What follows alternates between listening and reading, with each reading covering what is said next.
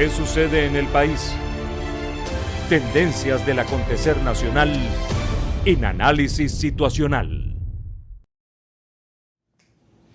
En Globovisión, Análisis Situacional e Interlaces, queremos expresar nuestro pesar por el sensible fallecimiento de nuestra extraordinaria amiga, brillante socióloga y destacada analista, Mariclín Stelling.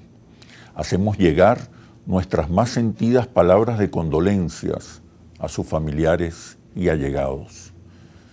Son momentos para reconocer y reafirmar su honestidad, consecuencia, sensibilidad e inteligencia, valores por los cuales Mariclín Stelling será siempre recordada. Bienvenidos a Análisis Situacional. Recuerde, no basta con estar informado, hace falta análisis situacional. Hoy nos acompaña Freddy Bernal. Él es el actual gobernador del estado Táchira. Fue diputado a la Asamblea Nacional, constituyentista en 1999. También fue alcalde del municipio Libertador de Caracas entre el año 2000 y 2008. Fue electo para este cargo durante 2 elecciones consecutivas. Bienvenido, Freddy. ¿Cómo estás? Bueno, saludos. Mucho trabajo, ¿verdad? Allá en esa frontera, la más caliente de América Latina. Sí, la más caliente, la más dinámica, ¿no? Y la más compleja y conflictiva. ¿Cuál es la situación? Una vez que ya se restablecieron los lazos diplomáticos, políticos, institucionales, Fíjate, Oscar, entre Venezuela y Colombia. Sí, lo primero que hay que señalar es que la apertura de frontera fue parte de un trabajo sistemático ordenado por el presidente Nicolás Maduro y ejecutado por mí allá en Táchira desde que era protector. Recordemos que Duque le había entregado Colombia a Estados Unidos como la base de operaciones para derrocar la revolución bolivariana. Y Duque, con mucho odio hacia Venezuela, impulsó, fortaleció el Grupo de Lima para tratar de lanzarle un cerco a Venezuela y coadyuvar a profundizar las sanciones unilaterales de Estados Unidos hacia Venezuela. En ese orden de ideas, el presidente Nicolás Maduro me dice: Freddy, tenemos que trabajar para poder aperturar la frontera. Y me ordenó una serie de reuniones que se hicieron de bajo perfil durante más de un año con autoridades colombianas en medio de la pandemia. Reuniones que nos permitieron Eran reuniones afrontar regionales, sí, no locales, sí, con locales, sectores en la zona. afrontar la entrada de Venezuela de más de 126.000 connacionales que venían de toda América Latina huyendo de la pandemia. Entonces, era necesario esas relaciones. Pero el otro elemento importante antes de eso fue cuando el presidente Nicolás Maduro me dice a mí: Freddy, recobra la paz del Táchira. ¿Y por qué la paz del Táchira? Porque el Táchira tenía muchísimos años en manos de las bandas criminales colombianas. El Cartel del Golfo, los Urabeños, los Rastrojos, la Línea, y se incorporó hace unos 3 años para acá el Tren de Aragua. Entonces, en Táchira se vivía una zozobra permanente. Los empresarios no podían abrir su Santa María sin pagarle a una banda criminal. Los ganaderos no pueden ir a una finca. El ciudadano común vivía aterrorizado. Y el Táchira había quedado como en una penumbra, así como en un abandono total. Sí. Entonces nosotros, con instrucciones del presidente, yo comencé a realizar una serie de reuniones entre empresarios colombianos, el Comité Intergremial del Norte de Santander y empresarios del Táchira. Y yo le dije a ellos lo siguiente, le dije: bueno, presionen en Colombia, porque de parte de Venezuela hay toda la voluntad política del presidente Nicolás Maduro de abrir la frontera. Y en una reunión que hice en San Cristóbal le dije: aquí están todas las autoridades de Venezuela, listas para la apertura de frontera. ¿Dónde están las de ustedes? Entonces comenzó a generar toda una matriz de opinión en el norte de Santander a presionar a Duque para abrir la frontera. Y eso dio algunos logros, porque eso permitió que Duque autorizara una reunión formal conmigo y las autoridades de Colombia hace 1 año y medio. Y se avanzó en la apertura peatonal, el paso tranquilo de los niños que viven en San Antonio de Ureña y estudian en Norte de Santander, el paso de personas que iban de Venezuela a Colombia a comprar medicina en base al cerco económico que tenemos. Se avanzó, pero se trancó el serrucho, podríamos decirlo, cuando venía ya la apertura comercial Duque dijo que hasta ahí no, porque no reconocía el gobierno de la dictadura. Bueno, ahora Colombia tiene un presidente que se ocupa de la frontera. O sea, la mayoría de los sectores que hacen vida en el estado Táchira estaban en contra de esa política de agresión Correcto. y de rupturas con Venezuela. Entonces, nosotros, después de un trabajo de 3 años, ahora celebramos la llegada de Petro, que ahora hay un presidente en Colombia por primera vez en 20 años que se ocupa de la frontera. ¿Y por qué digo esto? Porque es que del lado de allá, Colombia nunca ha tenido control del territorio, porque el territorio del lado de la frontera lo controlan las bandas criminales. En cambio, de este lado, siempre ha estado la Fuerza Armada Nacional Bolivariana. Ahora, con la disposición política del presidente Petro y el presidente Nicolás Maduro, bueno, ya se abrió la frontera, tenemos acuerdo entre ambos países para ir regularizando, sistematizando, hasta que se llegue a una apertura total. ¿Qué quiere el presidente Nicolás Maduro? Una frontera abierta y transparente. ¿Qué significa eso? Que puedan pasar los transportes, que se pueda pasar en el carro particular, que vayamos los tachirenses al norte de Santander y venga el norte de Santander al estado Táchira. Ahora, ¿qué implica eso en función de las necesidades de ambos pueblos? Bueno, la economía del Táchira está anclada a la economía del norte de Santander y a la inversa. ¿Y por qué? Bueno, es natural. Si nosotros vamos a traer un producto de Caracas, está a 1.200 kilómetros y pagamos $1.500 de flete. Si lo vamos a traer de Portuguesa, está a 800 kilómetros, a 600 kilómetros y pagamos 800 de flete. Pero si lo vamos a traer de Colombia, está a 15 minutos y pagamos $100 o $200 de flete. Entonces hay una relación natural, histórica, de dinámica económica entre ambos países. Y esta apertura de frontera, ¿qué va a generar en Venezuela? Va a generar la repotenciación en la frontera de más de 630 empresas. Calculamos que va a generar en el primer año unos 3.000 empleos directos y unos 4 años hasta unos 10.000 empleos directos. Vamos a fortalecer todo lo que es el comercio, el transporte, los delivery, las posadas, los hoteles, el intercambio comercial, el intercambio turístico. Nosotros estamos trabajando para que los turistas de Margarita vayan al Táchira, degusten la gastronomía, paseen por los hermosos paisajes de Táchira y luego vayan a Colombia. Pero estamos trabajando ya con la Cámara de Comercio de Norte de Santander para que los turistas de Pamplona, de Bucaramanga, de Norte de Santander, vengan a Táchira y de Táchira vayan a Los Médanos, de Táchira vayan a Canaima, de Táchira vayan a Mérida, de Táchira vayan a Margarita. Entonces, se abre un camino de prosperidad para toda la zona, tanto el norte de Santander como el estado Táchira. Y el presidente Nicolás Maduro, en reuniones con la vicepresidenta Delcy Rodríguez y todo un equipo de frontera, donde hay como 7 ministros, estamos trabajando para adecuar todos los mecanismos logísticos, administrativos, de seguridad, de infraestructura, para que se pueda dar la apertura total de la frontera, como lo quiere el presidente Nicolás Maduro, en conversación con el presidente Petro hace apenas una semana que estuvimos en el Palacio de Miraflores.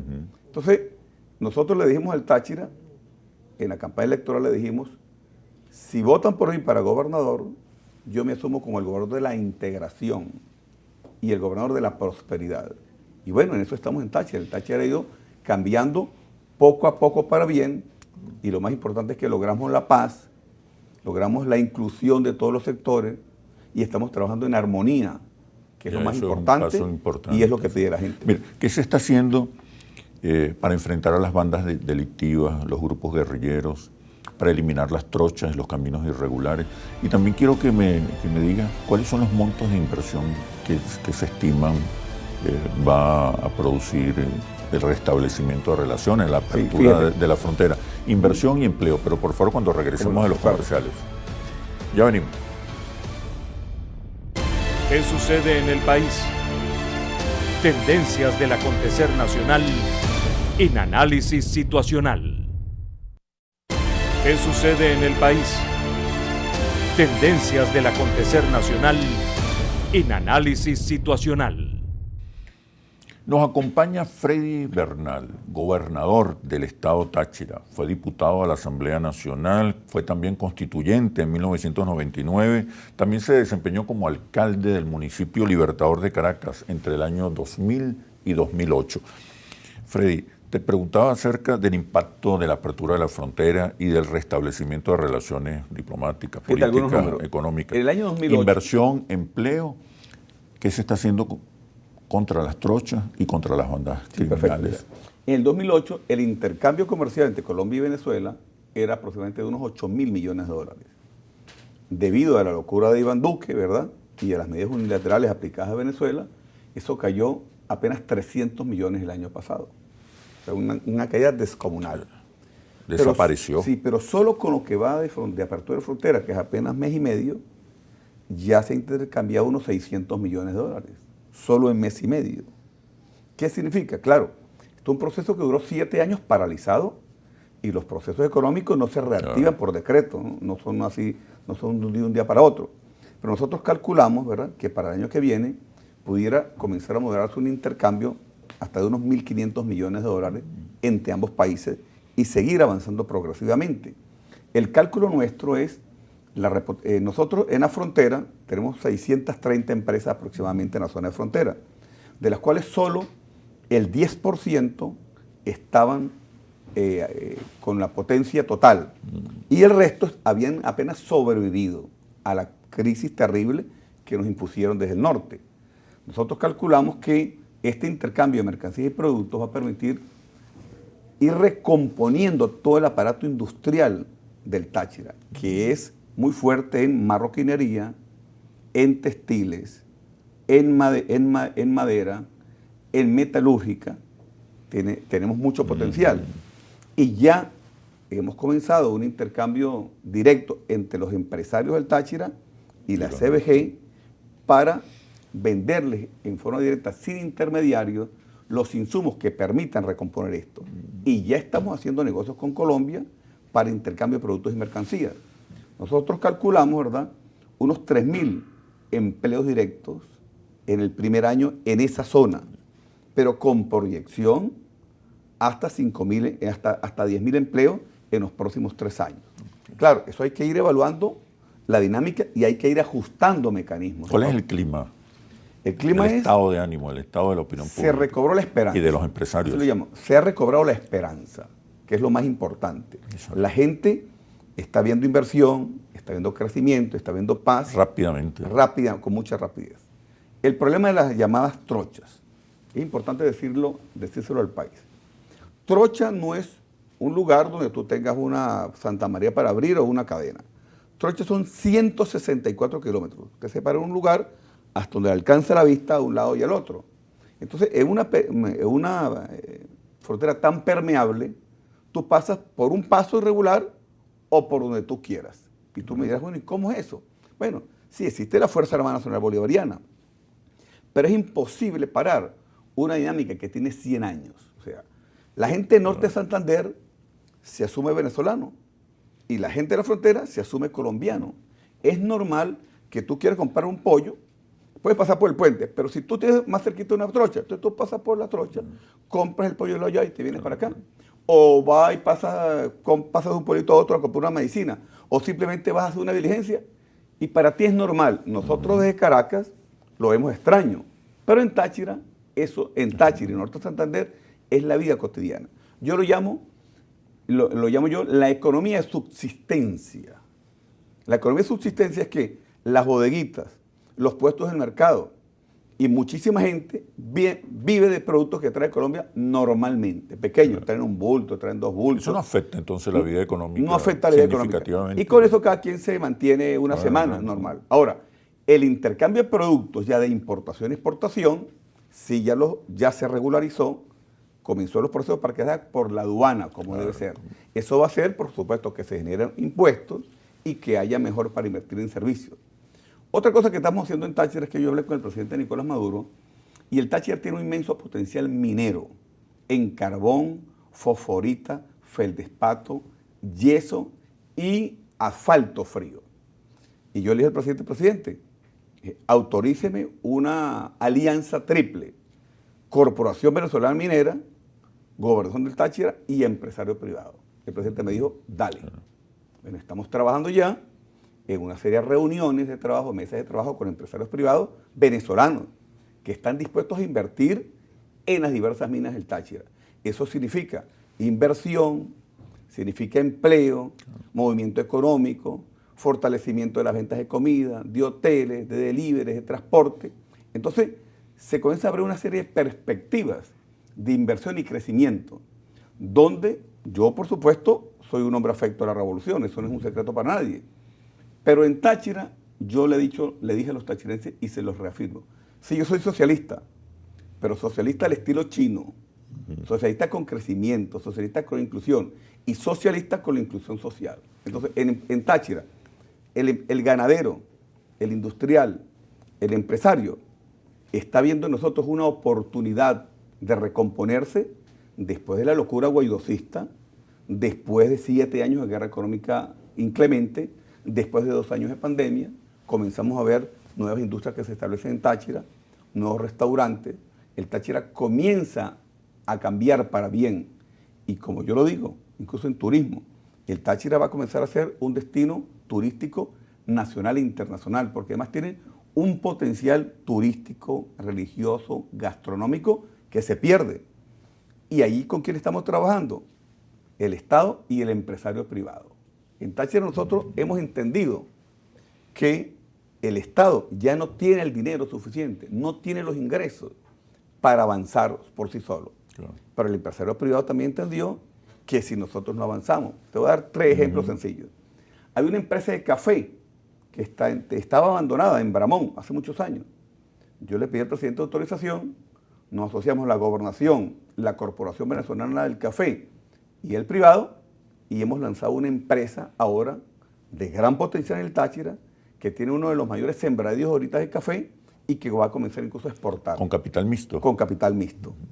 Pero hay una empresa de ABA, de producción de alimentos balanceados para animales, que estaba en estado de abandono. Nos asociábamos con privado y esta semana la estamos lanzando ya abierta para producir alimentos balanceados. Pero había una empresa de lácteos abandonada hace 5 años, nos asociamos con el privado y ya la empresa de lácteos comienza a levantarse. Entonces, capital privado y capital del Estado y comienza a dar resultados. ¿Cuáles son los resultados? Empleo, calidad de vida, producción, crecimiento, fortalecimiento de la esperanza. Bienestar. Bienestar social. Mira, tú dirías entonces que con el fin de la polarización extrema que conocimos, esa polarización cruel, terrible que conocimos, hoy la propuesta bolivariana, la propuesta revolucionaria, el modelo socialista es visto con simpatía por sectores que adversaron a la revolución los 20 años anteriores. ¿Tú crees que el nuevo modelo económico hoy incorpora tanto Estado y capital como sea necesario? Me respondes por favor cuando regresemos de los comerciales. Ya venimos. ¿Qué sucede en el país? Tendencias del acontecer nacional en análisis situacional. ¿Qué sucede en el país? Tendencias del acontecer nacional en análisis situacional. Nos acompaña Freddy Bernal, gobernador del estado Táchira. Fue diputado a la Asamblea Nacional, constituyentista en 1999 y también fue alcalde del municipio Libertador de Caracas. Te preguntaba sobre el nuevo modelo económico de la revolución. Una vez que culmina lo que hemos llamado la polarización extrema, esa polarización cruel, y se inicia un nuevo ciclo, una nueva etapa en Venezuela. El nuevo modelo económico está convocando tanto a los trabajadores, al capital y al Estado en una alianza para estimular las fuerzas productivas, hacer crecer la economía y el bienestar. Oscar, lo que se está dando en Venezuela es el socialismo con particularidades venezolanas. Bolivarianas. Sí, bolivarianas. No es el socialismo al viejo estilo, no, es un socialismo moderno, construido con la gente y construido con todos los factores, terminando la polarización que le trajo a Venezuela atraso, violencia, tristeza. El empresario venezolano sabe que tiene mayor oportunidad de crecimiento con nosotros que con esa oposición enloquecida que los llevó a la quiebra y algunos a la cárcel. Yo siempre he repetido en Táchira, cuando el empresario se mete a político termina quebrado y cuando el político se mete a empresario termina preso. Entonces, ¿qué hay que hacer? Los empresarios se dedican a generar riqueza, a fortalecer las empresas, a generar empleo. Y el político se dedica, ¿verdad?, a la protección social y a garantizar el equilibrio con la sociedad. Que no haya especulación, acaparamiento, que no haya monopolios, no haya oligopolios, y garantizar que el empresario con toda tranquilidad tenga seguridad jurídica, ¿verdad?, y estabilidad, y que pueda invertir con toda tranquilidad, como lo está haciendo el presidente Nicolás Maduro a nivel nacional. Pero que nosotros en Táchira somos una expresión. Fíjate una cosa, un elemento sencillo. En Táchira nosotros impulsamos una plataforma electoral llamada Amemos al Táchira. Y yo, ¿qué le dije a los tachirenses? Les dije, bueno, yo no les voy a pedir que amen al socialismo. Yo les voy a pedir que amen al Táchira. Usted quiere crecimiento, usted quiere una ciudad más limpia, una ciudad segura, una ciudad tranquila, una ciudad con tranquilidad. Pero vamos a unirnos. Bueno, ¿quiénes se agruparon allí? Sectores de la Asociación de Ganaderos del Táchira, sectores de la Asociación de Comerciantes, sectores de la Asociación Hotelera, la Cámara de Comercio Ureña, la Cámara de Comercio de San Cristóbal, sectores de Fedecámaras, que hace 3 años era casi imposible soñarlo que estuviéramos sentados en la misma mesa. Pero no solamente en la misma mesa, sino que el mismo discurso y con la misma propuesta. Entonces, en Táchira pasamos de un discurso a una acción concreta. Y ellos están viendo, como yo le he dicho a los tachirenses, que yo no los voy a convencer con el discurso, sino con los hechos. Y los hechos comienzan a verse poco a poco en el Táchira, que es la misma política del presidente Nicolás Maduro a nivel nacional, pero creo que nosotros en Táchira hemos avanzado bastante. Incluso hemos establecido buenas relaciones con la Iglesia Católica y con todos los sectores sociales. Entonces, lo primero que hemos logrado es la armonía social. La concertación. La concertación, la armonía. Los consensos. Segundo, entender que lo que primero importa es Venezuela y allá en nuestro estado, el estado Táchira. Hemos comenzado a promocionar la marca Hecho en Táchira, porque resulta que Táchira es muy regionalista. El gocho se siente orgulloso de ser gocho y se siente orgulloso de su idiosincrasia. Y yo lo soy, yo soy tachirense. Entonces, yo le dije a los tachirenses, vamos a recobrar la grandeza del Táchira, nuestra historia, nuestra capacidad productiva. Y eso le ha gustado al tachirense. Además, también al tachirense le gusta el orden. Yo le dije al tachirense, vamos a recobrar el orden y la autoridad. Porque como que nos habíamos desdibujado de lo que vemos la esencia como tachirense. Y el Táchira tiene un inmenso potencial. Nosotros hoy producimos el 30% de las hortalizas de toda Venezuela. Usted va a Santa Elena de Guairén o va a Bolívar y encuentra un camión de gochos vendiendo hortalizas y legumbres. Pero somos además el segundo productor de leche del país. Somos el 6º productor de carne. Tenemos el inmenso potencial minero, pero además un inmenso potencial turístico. Y ahora con apertura de frontera nos transformamos en el puerto seco de Venezuela, porque ante el bloqueo económico que aún persiste sobre Venezuela y las medidas unilaterales, la entrada por San Antonio del Táchira nos permite la conexión no solo con Colombia, sino con un universo de consumidores de más de 300 millones de habitantes a través de Colombia. Y con la buena disposición del presidente Gustavo Petro, ¿verdad? Entonces Táchira, y especialmente la entrada de San Antonio del Táchira, se va a transformar en un corredor. Yo lo llamo el corredor interoceánico entre el Pacífico, entre el Atlántico y el Pacífico colombiano, viendo hacia futuro. Porque fíjate, como lo ha dicho el presidente Petro, el mar del norte de Santander no es Cartagena, India. El mar del norte de Santander es el lago de Maracaibo. Entonces ya estamos trabajando también con el gobierno central para reactivar y potenciar el puerto de La Ceiba y permitir que productos colombianos no salgan por Cartagena, India, sino salgan a través del lago de Maracaibo, potenciando Puerto Santander, La Fría y el lago de Maracaibo. Entonces, hay un inmenso potencial, pero retomo, eso no lo está haciendo solo el Estado. en todos los proyectos que estamos avanzando está el Estado y el privado en perfecta armonía. ¿Cómo ves ese proceso del otro lado de la frontera? Recuerden, acaba de asumir Petro, Claro. dirige un gobierno progresista, se plantea una economía postcapitalista o un desarrollo de las fuerzas productivas, se plantea una alianza con el capital. ¿Cómo ves al otro lado de este proceso político Bueno, el presidente que Petro, va a marcar al América presidente Latina? Petro no le va a tocar fácil, ¿no? Porque Y las élites son más son conservadoras. 214 años de control de la burguesía colombiana. Y eso no se rompe de un día para otro, indistintamente la buena voluntad del presidente Petro. Pero el presidente Petro comienza a tener un discurso de amplitud, de no confrontación, de paz. Ha lanzado un proceso de paz no solamente a los grupos guerrilleros, sino a los grupos paramilitares.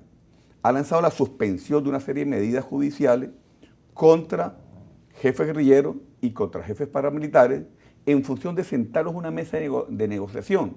Porque es que la única salida para Colombia es la negociación. La guerra durante 60 años solo produjo más de 200.000 muertos y tristeza a todo un Estado. Entonces el presidente Petro, que viene de esos duros caminos, ha asumido la bandera de la paz y yo estoy seguro que le va a ir muy bien con la bandera de la paz. Y con la bandera de la paz viene también una recomposición a lo interno. Ahora, él tiene el presidente Petro tiene una gran disposición no solamente de avanzar junto con Venezuela en el área económica, sino también un elemento muy importante que es la protección del ambiente y el cambio climático. Porque recordemos que Brasil, la Amazonía de Brasil, de Colombia y de Venezuela, constituyen el pulmón del planeta y lo tenemos nosotros. Entonces, tener un presidente progresista que apueste a la protección del ambiente, que apueste contra la guerra y que entienda que América Latina es soberana de los Estados Unidos, es un gran logro en medio de una polarización que hubo hasta hace poco tiempo. Oye, quisiera que profundizáramos sobre el nuevo orden global que está emergiendo y la reciente gira o participación del presidente Maduro en la cumbre mundial en defensa del ambiente. Pero una vez que regresemos a los comerciales. Ya venimos. ¿Qué sucede en el país? Tendencias del acontecer nacional en análisis situacional. ¿Qué sucede en el país? Tendencias del acontecer nacional en análisis situacional. Nos acompaña Freddy Bernal, gobernador del estado Táchira, fue constituyente, alcalde del municipio Libertador de Caracas y diputado a la Asamblea Nacional. Te preguntaba sobre el nuevo orden global que está emergiendo y las tendencias progresistas y de izquierda que se están viendo en América Latina. Fíjate, traje por allí un mapa, ¿sí? Una lámina que habla por sí sola, ¿no? Está ahí. Veamos la lámina. Aquí está, fíjate por ejemplo. Esta es la composición política del año 2017. Como podemos ver, solo Bolivia, Chile, Ecuador, Venezuela, y allá estaba Nicaragua y Cuba, estaban hacia la izquierda. Y Uruguay. Todo lo demás estaba para la derecha, y Uruguay. Ahora fíjense lo siguiente. Dicen que la derecha es buen gerente, que la derecha da crecimiento, que la derecha da prosperidad. Bueno, la derecha tuvo la oportunidad de demostrar eso. Y fue todo lo contrario. Bolsonaro en Brasil pasó de la 8ª economía a la número 11. O sea, retrocedió golpeando incluso de las clases a la burguesía brasileña. Entonces, hay un nuevo orden mundial que comienza a constituirse y hay una recomposición donde los pueblos están entendiendo que la derecha les gobernó y destruyó la economía y dejó abandonar las clases sociales. Y desestabilizó esas sociedades. Mientras que con la izquierda se fortalece la economía y se protege a la gente. Y entonces aquí está la recomposición. Fíjate que las experiencias de empresarios presidentes ha sido un fracaso total. Un fracaso total. Entonces, ¿qué significa? Es mentiras que la derecha es la buena gerencia. Es mentiras que la derecha da crecimiento. y que la derecha da prosperidad. Está demostrado. Se le dio la oportunidad durante 5 años y fracasaron rotundamente. Ahora, esto está llevando a una recomposición del mundo, porque tenemos a los Estados Unidos, ¿verdad? Que vienen en declive. No significa que están acabados, pero vienen en declive, con una inflación que no ocurría desde 1982, con una polarización interna entre los nacionalistas de ultraderecha, ¿verdad? Y los globalistas. Una polarización que no se ha visto hace muchísimos años, donde los nacionalistas tienen incluso milicias armadas para defender lo que ellos creen que debe ser la fuerza de los Estados Unidos. Y los globalistas, que lo que les interesa es el control del mundo. Entonces, esas tendencias están muy fuertes en Estados Unidos y comienzan ya a perfilarse en un cambio. Por ejemplo, las elecciones que acaban de pasar de medio tiempo, bueno, eso pone muy mal al gobierno de Biden, muy mal, porque el Senado quedó cabeza a cabeza, pero perdió la Cámara de Representantes. ¿Qué significa? Que ya se inició la campaña electoral en Estados Unidos. Ya se inició, ya se abre la campaña electoral en Trump Estados lanzará Unidos. su candidatura en los Y Trump, próximos días. por lo que parece, va a lanzar la candidatura. Ahora, mientras que los Estados Unidos va en decadencia, surgen nuevas fuerzas, como la India, la China, Rusia, el Medio Oriente, los BRIC, ¿verdad? Vamos a ver aquí un resultado que da una señal de lo que está pasando en el mundo. Fíjense las economías del mundo. Tenemos Rusia, Estados Unidos, Arabia Saudita, Canadá, Irán, China, Brasil, Australia, Irak y Venezuela. Estamos energéticamente, sumando todos los recursos, entre los 10 países más ricos del mundo. Como las fuentes de recursos naturales. De ¿no? recursos Más naturales. importantes. Entonces, eso significa que ya todo el poder no está concentrado solo en Estados Unidos, o sea, no está concentrado en una sola potencia. Entonces, eso lleva a que obligatoriamente tiene que haber una recomposición de fuerza que se ve en la próxima lámina. Aquí está. 185 países a favor de quitar el bloqueo a Cuba. ¿Quiénes en contra? Estados Unidos, su hijo Israel, Bolsonaro y el fascista nazista de Zelensky. Ucrania. ¿Qué significa eso? Ya los Estados Unidos perdió el control del planeta como él lo quería hacer.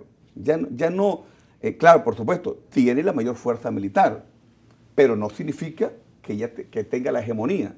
Entonces, no es posible un mundo unipolar ni bipolar. Vamos a aquella bandera que levantaba el comandante Hugo Chávez. El mundo multipolar y multicéntrico. Entonces hay varios centros. Está los Estados Unidos, va a conservarse durante muchos años, pero está Rusia, está China, está India, está la Unión Europea, está el Medio Oriente. América Latina. Está ¿Qué rol cumple? Hay una recomposición. ¿Puede América Latina convertirse en uno de esos bloques? Sin duda alguna, sin duda alguna. La victoria de Lula, claro, aunque no llega Lula en las condiciones de hace años. Llega Lula también un perfil polarizado, porque aunque Bolsonaro lo hizo muy mal, aún hay una fuerza muy grande de 58 millones de electores. Sin embargo, Lula, junto con Colombia y junto con el presidente Nicolás Maduro, van a jugar un papel importante en que la recomposición de UNASUR, la recomposición de la CELAC, el volver a recobrar el Consejo de Defensa del Sur. Entonces, los Estados Unidos están obligados a sentarse a conversar. ¿Por qué? Porque somos una fuerza. América Latina, somos una fuerza. No significa que somos una fuerza toda izquierda, porque somos homogéneos. Porque, bueno, hay gobiernos progresistas como el de Chile, lo diría yo, incluso como el de Argentina. Pero no importa, pero por lo menos son gobiernos progresistas. Entonces, vamos a una recomposición y eso implica un proceso de negociación, de respeto de la América Latina, que no tengo la menor duda va a estar liderizado por esa tríada, el presidente Lula, el presidente Petro y el presidente Nicolás Maduro. Y eso se ve en la presencia del presidente Nicolás Maduro en la cumbre del cambio climático. Exacto. Y cómo fue tratado por los jefes de Estado y los jefes de gobierno. No fue legitimado. No fue tratado como un súbdito. No, fue tratado como un presidente soberano, pero no por suerte. No que, ay, qué suerte que Nicolás Maduro fue a la cumbre, o ay, qué pobrecito que lo dejaron entrar. No. Fue como un presidente que resistió a una guerra económica, nada más y nada menos que del Grupo de Lima, la Comunidad Económica Europea y los Estados Unidos. El presidente Nicolás Maduro se ha ganado el respeto ante la comunidad internacional y no aparece ahí como uno más, aparece como un jefe de Estado respetable. Cuando uno ve incluso la imagen del presidente Macron y el presidente Petro y el presidente Nicolás Maduro, las imágenes hablan por sí solas. Es un presidente empoderado, es un presidente que resistió y que venció, es un presidente que le demostró al mundo que el modelo económico socialista de Venezuela tiene la razón y está demostrando la razón en los hechos. ¿Por qué? Porque ¿qué hemos demostrado nosotros en los últimos años? Que nos hemos venido separando poco a poco, o alejando poco a poco, del Estado rentista petrolero. Y ahora creemos bastante en empresa privada y en los nuevos emprendedores. Y el venezolano asumió que ya no es todo el Estado y que, por ejemplo, que tiene que pagar la luz, que tiene que pagar la basura, que tiene que pagar la electricidad, que tiene que pagar la gasolina.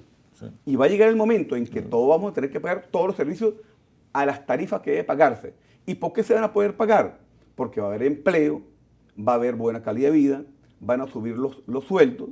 Entonces ya el venezolano entendió que lo que necesita es un Estado rector que armonice la sociedad, los ponga a producir a todos de calidad de vida, con paz y con inclusión.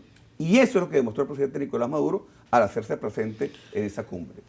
Freddy, has estado también muy activo en lo que ha sido el fortalecimiento de la estructura partidista del PSUV, la elección de los nuevos liderazgos de base. ¿Qué observas de todo este proceso? ¿Hacia dónde va el Partido Socialista Unido de Venezuela en un contexto de fin de la polarización y de inicio de una nueva etapa de transición al socialismo, como lo ha anunciado el presidente Maduro? Pero me respondes una vez que regresemos de los comerciales. Ya venimos. ¿Qué sucede en el país? Tendencias del acontecer nacional en análisis situacional. ¿Qué sucede en el país? Tendencias del acontecer nacional en análisis situacional. Nos acompaña Freddy Bernal, gobernador del estado Táchira, constituyente, diputado y alcalde del municipio Libertador de Caracas entre el 2000 y el 2008. Te preguntaba sobre el PSUV, sobre el partido. Había un esfuerzo enorme, gigantesco, ahorita para reestructurar, consolidar liderazgos, procesos. ¿Hacia dónde va el Partido Socialista Unido de Venezuela en un contexto de cambios profundos, no solamente al interior de Venezuela?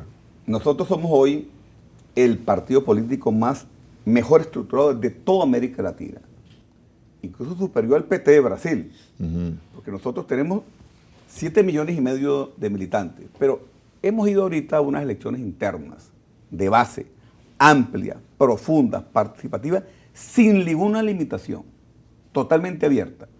Nuestro proceso interno fueron a moverse 4 millones de seres humanos. Eso se dice fácil, pero que un partido a lo interno mueva 4 millones para una elección de jefe de calle, de jefe de comunidad y jefe de VC, eso es único en América Latina y eso nos hace a nosotros sentir profundamente orgullosos. Yo fui, por ejemplo, en Táchira, a una elección de calle. Yo fui a la elección de mi calle y fui a la elección de mi VC. Bueno, la gente llegó a la hora tranquilita, se sentó allí, hizo su papelógrafo, colocó sus candidatos, votó por su candidato sin ningún apremio, porque la Dirección Nacional del Partido ha dado la orden que ni los alcaldes ni los gobernadores vayamos a influir en los resultados, sino que dejemos la participación libre, democrática, amplia, sin ninguna limitación, para que la gente realmente se sienta expresada, se sienta consultada. Porque ¿cuál ha sido la decadencia de los viejos partidos? Que solo se ocupan de militancia cuando hay procesos electorales. En cambio nosotros, el Partido Socialista Unido de Venezuela, nos ocupamos de la militancia toda la semana, de todos los meses, de todos los años. ¿Con qué fines? ¿Qué decimos nosotros? O sea, ¿Cuál es la diferencia entre nosotros y la oposición? Nosotros siempre estamos en campaña. Okay. La oposición solo espera la fecha de campaña. Pero no es solo una maquinaria electoral. No es solamente una maquinaria electoral. Además de una maquinaria? Además de una maquinaria electoral, es un mecanismo de gestión permanente. Todo nuestro andamiaje social, nuestras obras y nuestro trabajo lo hacemos con la gente, por la gente e incorporando a la gente. Todo un ejemplo sencillo. El Táchira ha sido muy golpeado por las lluvias en este proceso. Y entonces eso genera mil tipos de tareas. ¿Qué orden le he dado yo al gobierno del Táchira? Toda obra social, toda apertura de caminos, todo puente, toda reconstrucción de una escuela, toda reconstrucción de un centro ambulatorio, incorporemos al jefe de calle, al jefe de comunidad, al jefe de VC. Entonces, el dirigente del partido no solamente se asume como un dirigente partidista, sino como un actor social, como un actor que resuelve. El presidente Nicolás Maduro ha lanzado un programa maravilloso, que es el 1x10 del buen gobierno. El 1x10 del buen gobierno hace que el pueblo se sienta protagonista. Entonces, las comunidades organizadas denuncian la falta de agua, o de electricidad, o de un hueco, o de un ambulatorio que no tiene insumos. Lo envía el 1x10 del buen gobierno. La vicepresidenta todas las mañanas nos envía eso a los gobernadores. Los gobernadores enviamos eso a las instituciones. Y las instituciones le responden directamente ¿a quién? Al pueblo organizado. Entonces, el pueblo, seguramente no llegan todas las respuestas, pero el pueblo se siente que lo están atendiendo, que puede protestar, que puede llamar la atención y que hay una respuesta. ¿Qué le digo yo a la gente del gobierno allá en Táchira, por ejemplo? Y eso se hace en todo el país. Todo papelito que a uno le entregue, así sea una servilleta, debe recibir una respuesta. Quizás no hay la solución, pero que la gente se sienta que te llamaron. Y la gente dice, bueno, ¿Sí? Me escucharon, me llamaron, me respondieron. Entonces, el partido de gobierno, ¿por qué este partido logra mantenerse en el tiempo? Por varias causas. Primero, el legado del comandante Hugo Chávez. Este es un partido chapista. Y nosotros asumimos el chavismo con orgullo. Lo asumimos, bueno, casi como una religión, con orgullo, con orgullo. Nos sentimos orgullosos del comandante Hugo Chávez. Y lo tenemos en nuestra oficina y lo nombramos permanentemente. Y la gente se asume chavista, porque el principal chavista es el presidente Nicolás Maduro. Y luego todos nosotros. Segundo, el partido se siente que es escuchado y que el gobierno le está dando respuesta. Y tercero, el partido se siente que hay democracia interna y que no hay limitación para que un jefe de calle, un jefe de comunidad, la señora Petra Pérez o cualquier muchacho ascienda a las estructuras de poder.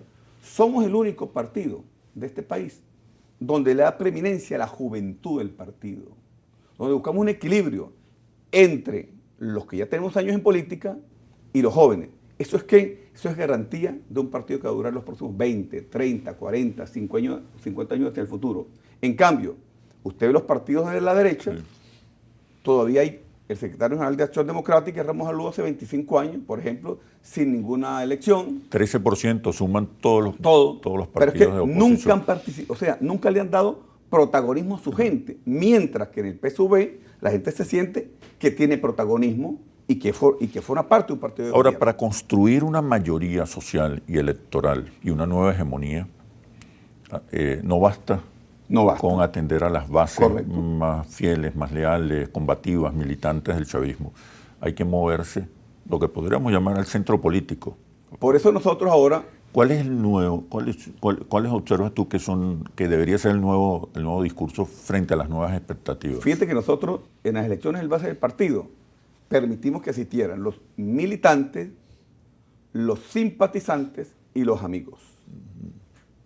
Entonces ya hubo gente que hasta hace 3 años estuvieron en la oposición, pero ante la locura guaidocista y toda esta desgracia que trajeron al país, la gente se cansó de la polarización, se cansó de la violencia y se cansó de que lo engañen reiteradamente. Y se comienza a acercar al partido.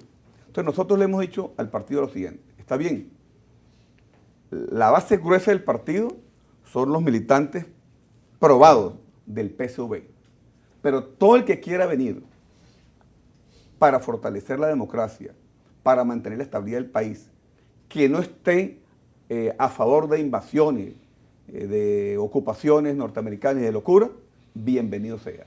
Entonces, eso nos está permitiendo a nosotros ampliar la base política. ¿Por qué? ¿Qué le ofreces a esa?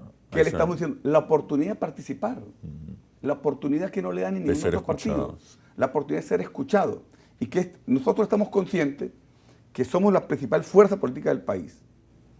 Ahora tenemos que ser la mayoría para gobernar. Y en la mayoría no solo es el PSUV, es el Polo Patriótico, son los aliados y son los amigos. ¿Cómo ganamos los aliados y los amigos? No con el discurso, con los hechos. Con ¿Y cuáles son los hechos?